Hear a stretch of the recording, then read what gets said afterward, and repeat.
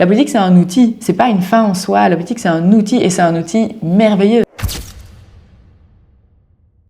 Quand je travaillais dans la société civile, j'étais aussi très frustrée parce que j'allais toquer à la porte des politiques avec mes petites pétitions, avec mes motions pour le conseil communal.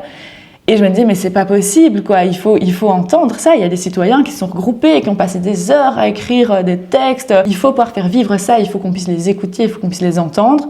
Et quand on m'a proposé d'être sur une liste écolo, je me suis dit, bah, j'y vais et puis on verra bien. Et je le regrette pas du tout. Parce qu'au Parlement, c'est vraiment moi ce qui m'a nourri, cette conviction de porter un message qui n'était pas le mien spécifiquement, qui était le message de milliers de personnes qui se regroupent et qui, à travers nous, portent un message qui est fondamentalement un message d'espoir, en fait, qui est un message qui dit on peut construire autre chose. Et ça, c'est pas juste une philosophie, c'est pas juste une manière de parler, c'est des choses très concrètes. C'est mettre en place des commissions au Parlement dans lesquelles on se retrouve entre citoyens et députés.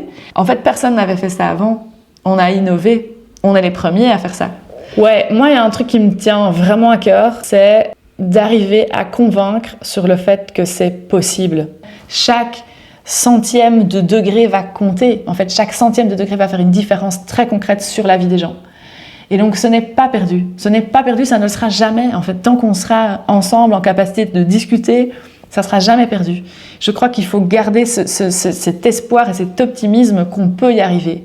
Et je suis persuadée qu'on reste les meilleurs défenseurs des questions environnementales, des questions sociales et de la radicalité politique dont on a besoin.